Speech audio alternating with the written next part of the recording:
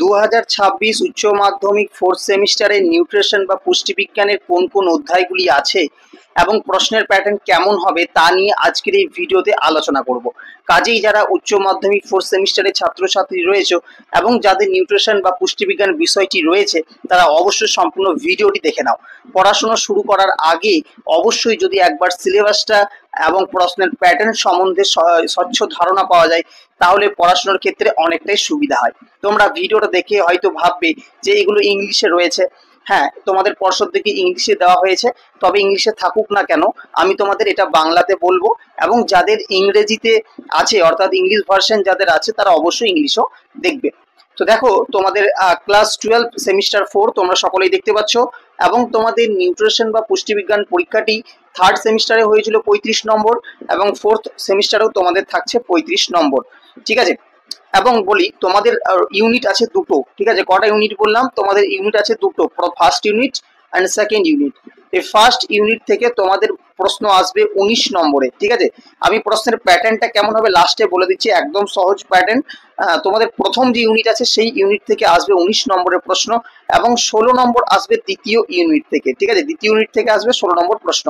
এই যে তোমরা দেখতে পাচ্ছ তোমাদের পর্ষদ থেকে যেটা দেওয়া হয়েছে ইউনিট 1। ঠিক আছে, unit 1 dietetics and diet planning, এইখান থেকে তোমাদের আসছে 19 নম্বর, এবং বাকি যে 16 নম্বর সেটা আসছে তোমাদের এই যে ইউনিট টু এখান থেকে আসছে নিউট্রিশন ফর দ্য কমিউনিটি, এখান থেকে আসছে 16 নম্বর।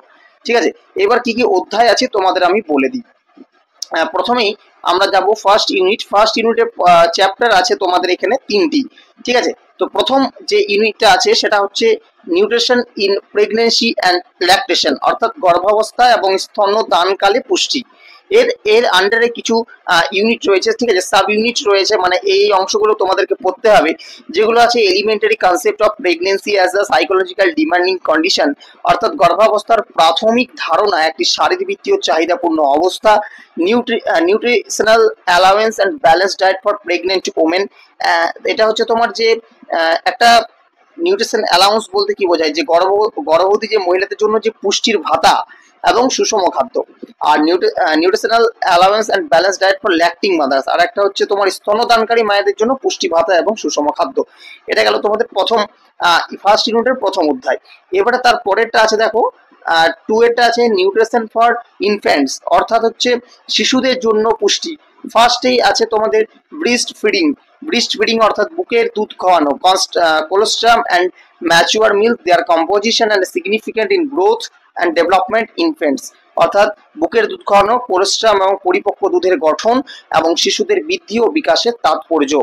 তারপরটা আছে top milk breast feeding versus artificial feeding, অর্থাৎ তোমাদের বুকে দুধ খাওয়ানো বনাম কৃত্রিম দুধ খাওয়ানো, এই দুটোর মধ্যে পার্থক্য। Nutritional allowance for infants concept of weaning need and types of weaning foods, অর্থাৎ শিশুদের জন্য পুষ্টি ভাতা, দুধ ছাড়ানোর ধারণা, দুধ ছাড়ানোর খাবারের প্রয়োজনীয়তা এবং প্রকারভেদ। Malting of food, multipurpose food and Balahar, অর্থাৎ শিশুদের বিষক্রিয়া, বহুমুখী খাদ্য এবং বাল আহার।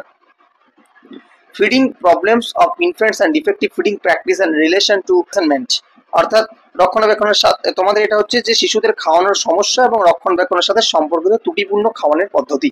তো তোমাদের সব বাংলাগুলো বলতে গেলে সময়টা কিন্তু অনেকটাই লাগছে। তোমরা যখন বই কিনবে তোমরা অবশ্যই দেখতে পাবে কি কি রয়েছে। তো আমি তোমাদের মেন যে অধ্যায়ের নাম সেই অধ্যায়গুলো একটু বলে দিই। এই যে তৃতীয় যে অধ্যায়টি আছে, ঠিক আছে, তৃতীয় যে অধ্যায়টি আছে সেটা বলা হচ্ছে diet therapy in few common diseases. ঠিক আছে, এটা তোমরা অনেকেই পড়ে এসছো যে তোমার কয়েকটি সাধারণ রোগের ক্ষেত্রে যে ডায়েট থেরাপি। ঠিক আছে, এটা হচ্ছে এই অধ্যায়। এরপর এই যে সাব হেডিং গুলো আছে এগুলো তোমরা যখন বই কিনবে ভালোভাবে দেখতে পাবে। এবার যাব আমরা ইউনিট টু যেটা আছে সেটা হচ্ছে নিউট্রিশন ফর দ্য কমিউনিটি। এখানে তোমাদের কটি চ্যাপ্টার রয়েছে আমরা একটু দেখে নিই। 1, 2, 3টে এবং নিচেতে আছে একটা, মোট 4টে। ঠিক আছে, ইউনিট 2 এ মোট 4টি অধ্যায় রয়েছে। কি কি আছে আমরা দেখে নেব। প্রথমেই রয়েছে আমাদের 1 নম্বরে common deficiency diseases of India and national nutritional programmes to combat ইট।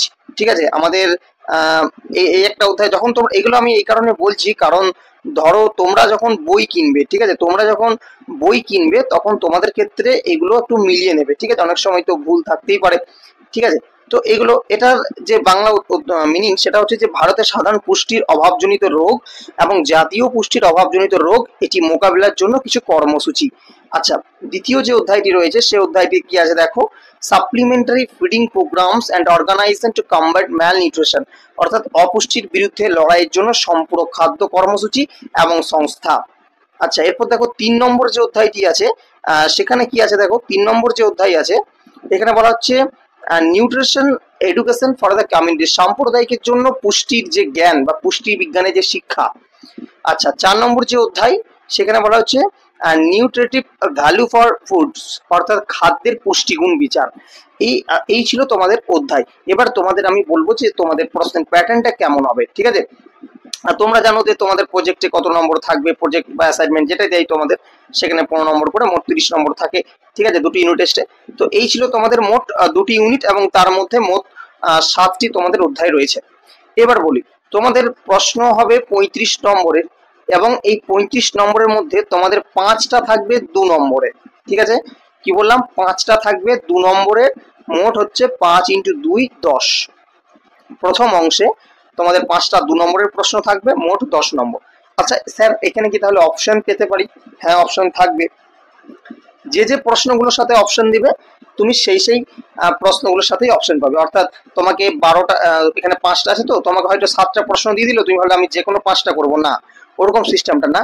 এখানে সিস্টেমটা হচ্ছে ধরো একের দাগের এ প্রশ্ন, এর সাথে একটা প্রশ্ন দিয়েছে, অথবা দিয়ে একটা প্রশ্ন দিয়েছে, তো তুমি এই এর প্রশ্নের সাথে যেটা অথবা দিয়েছে সেটাই তুমি পাবে।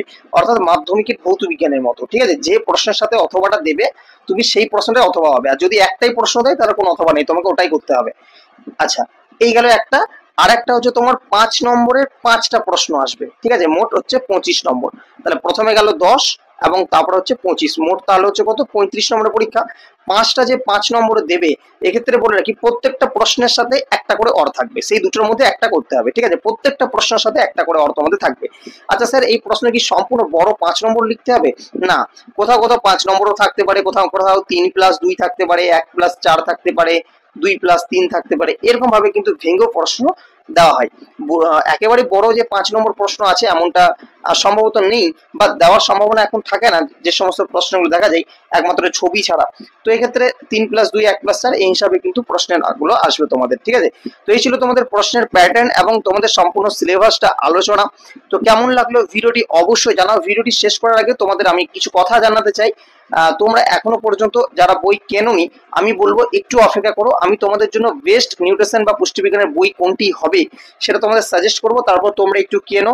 কারণ ভালো পড়াশোনা করার সাথে ভালো পথে যদি তুমি পড়াশোনাটা করো, ভালো বই বা ভালো গাইডেন্স এগুলো যদি তোমার সাথে থাকে, তোমার ফলাফল ভালো হতে একদম বাধ্য, তোমার রেজাল্ট একেবারেই ভালো হবে। কিন্তু তার জন্য তোমাকে একটু ওয়েট করতে হবে, ঠিক আছে। বইগুলো আমি দেখে তারপর তোমাদের সাজেশন একটা ভিডিও দিয়ে দেবো, এবং প্রত্যেক ছাত্রছাত্রীদের জানাবো যে আমাদের ফেসবুক পেজ রয়েছে, আমি ডিসক্রিপশন বক্সে সেই লিঙ্ক দিয়ে দিচ্ছি।